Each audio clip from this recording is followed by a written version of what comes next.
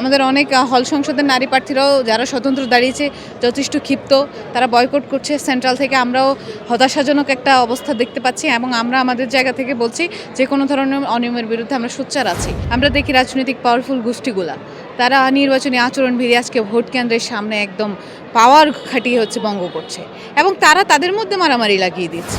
কোনো প্যানেলের যদি ব্যালট টিক দেওয়া থাকে, আগে থেকেই টিক দেওয়া থাকে, তাইলে সেটা কী ধরনের সুষ্ঠু নির্বাচন? সেই ছবিগুলা ভিডিওগুলা বিভিন্ন হলের রিটার্নিং অফিসার বয়কট থেকে শুরু করে সব কিছু অলরেডি হয়ে গেছে। তারপরে ভোট কেন্দ্রে প্রার্থীদের দেখা গেছে, পুরুষ প্রার্থীদের নারীদের ভোট কেন্দ্রে দেখা যায়। তারা আমাদেরকে আগের মতো ল্যাপছ্যাপ দেওয়া কথা শোনাচ্ছে।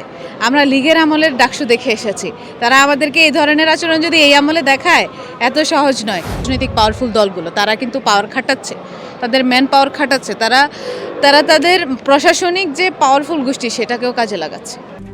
RICL TMX, যুগের পর যুগ স্থাপনা থাকে মজবুত। এই মুহূর্তে রয়েছে ঢাকা বিশ্ববিদ্যালয় ছাত্র শিক্ষক কেন্দ্রের এখানে যে ভোট কেন্দ্র রয়েছে এখানে কিন্তু সকাল 8টা থেকেই শিক্ষার্থীরা কিন্তু দীর্ঘ লাইন ধরে ভোট কেন্দ্রে প্রবেশ করছেন, ভোট দিচ্ছেন তাদের পছন্দের প্রার্থীদের। যদিও কিছু প্রার্থীরা অভিযোগ এনেছেন যে ভোট কারচুপি সহ বিভিন্ন অভিযোগ কিন্তু তারা এনেছেন। দর্শক, আমরা এই মুহূর্তে আমাদের সাথে যুক্ত করব একজন নারী এজিএস প্রার্থী যিনি এই মুহূর্তে আমাদের সাথে রয়েছেন।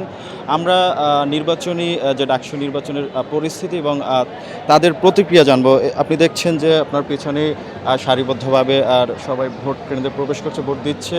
আপনার জায়গা থেকে পরিস্থিতি কেমন এবং কোনো অভিযোগ রয়েছে কিনা? দেখুন, অনেক ধরনের অনিয়মতান্ত্রিকতার মধ্যে দিয়ে আমরা আশাবাদী ছিলাম যে আমাদের শিক্ষার্থীরা ব্যালটে যোগ্য জবাবটা দিয়ে দিবে। তো সেই জায়গাটায় আজকে তারা শান্তিপূর্ণভাবে এসে তাদের ব্যালট বাক্সের ব্যালটটাকে বিজয়ী করবে তাদের পছন্দের যোগ্য প্রার্থীকে। কিন্তু সেই জায়গায় সেটাকেও খুব বেশি যে সহনশীল এবং নিয়মতান্ত্রিকভাবে হতে দিচ্ছে না। কিন্তু আমরা দেখি রাজনৈতিক পাওয়ারফুল গোষ্ঠীগুলা তারা নির্বাচনী আচরণ বিধি আজকে ভোট কেন্দ্রের সামনে একদম পাওয়ার খাটিয়ে ভঙ্গ করছে এবং তারা তাদের মধ্যে মারামারি লাগিয়ে দিয়েছে। তারা তাদের দুই দলের মধ্যে ক্ল্যাশ লাগিয়ে দিয়েছে যে তুমি বেশি অনিয়ম করছো, আমি তো কম অনিয়ম করছি। তার মানে অনিয়মের প্রতিযোগিতা চলছে। ব্যাপারটা হতাশাজনক এবং মেয়েরা যথেষ্ট উদ্বিগ্ন। এই জায়গাটায় তারা এই জায়গায় সন্দিহান হয়ে যাচ্ছে যে হাতাহাতির পর্যায়ে কি কোনো ধরনের সহিংসতা তৈরি হবে কিনা রাজনৈতিক গোষ্ঠীগুলোর ভেতরে। তো রাজনৈতিক দলগুলোর এই ধরনের আচরণ কাম্য নয়। শুরু থেকেই বলে আসছে আচরণবিধির বালাই বলে কিছু নেই। নির্বাচন কমিশন ঘুমিয়ে আছে, তারা দেখতে পাচ্ছে না রাজনৈতিক দলগুলো কীভাবে আচরণবিধি লঙ্ঘন করছে। তো আজকেও সেম জিনিস আমরা দেখতে পাচ্ছি। ইভেন আমরা যেটা দেখতে পাচ্ছি, ভোট কেন্দ্রে ঢুকবে, সে ভোটটা দিতে ঢুকবে, এর আগেও লিফলেট হাতে ধরিয়ে দিচ্ছে। একটা দলীয় প্যানেল তার পুরো লিফলেট হাতে ধরিয়ে দিচ্ছে, মুখস্থ করাচ্ছে। এটা কি ধরনের নিয়ম পড়ছে?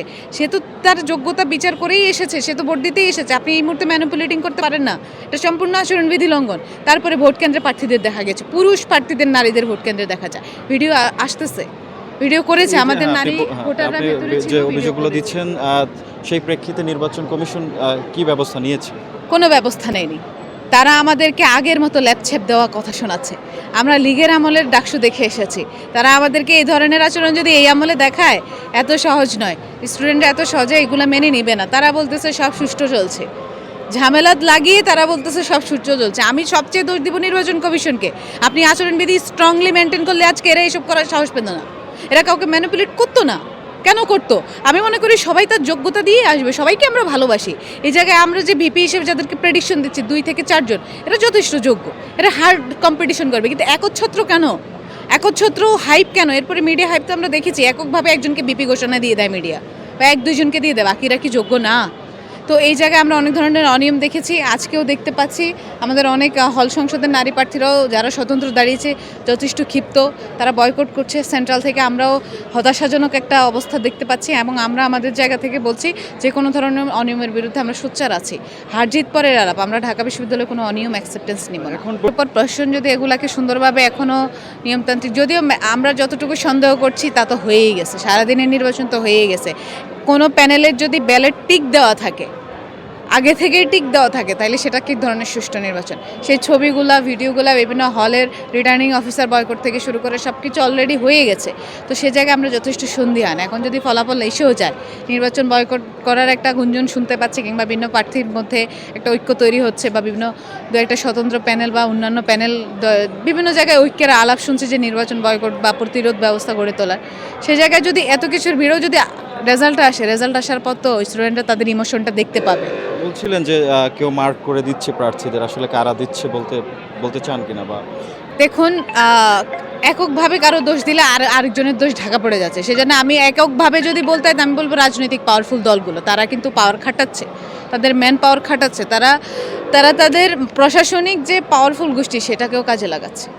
আমরা দেখছি এবার নির্বাচনে অনেক নারী প্রার্থীরা রয়েছেন, প্রার্থিতা করছেন। ডাকসুর যে নির্বাচন হচ্ছে তার এবারের ইতিহাসে মানে সর্বপ্রথম যে একাধিক নারীরা প্রার্থিতা করছেন, সেই জায়গা থেকে নারীদের কতটুকু এগিয়ে আসার সম্ভাবনা দেখছেন, বা আপনি একজন নারী প্রার্থী, আপনার জায়গা থেকে আপনার জায়গাটুকু কতটুকু স্ট্রং দেখছেন?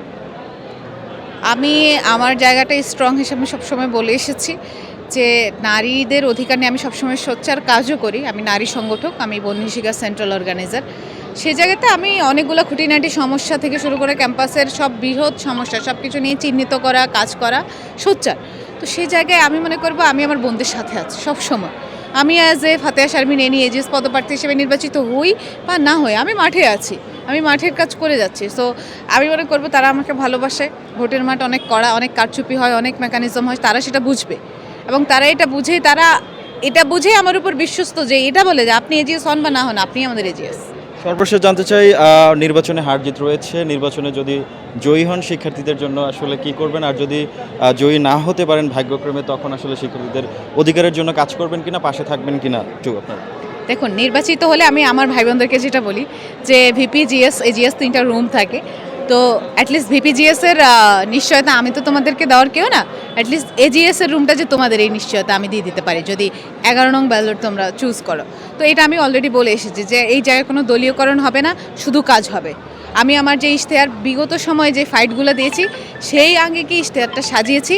ইশতেহারটা হচ্ছে গিয়ে আমি পুরোপুরি 1 বছরের মাথায় ফলাও করার মতো করে সাজিয়েছি, কোনো কাল্পনিক ইশতেহার দিইনি। ইনশাল্লাহ মাঠে থেকে সাংগঠনিক কাজটা করব।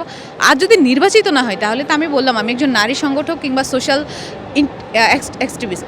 তো অ্যাক্টিভিস্ট হিসেবে আমি হচ্ছে আমার কাজগুলো সবসময়ের মতো করে জারি রাখবো এবং আরও অভিজ্ঞতা কাজে লাগাবো এখন সামনে। অনেক ধন্যবাদ।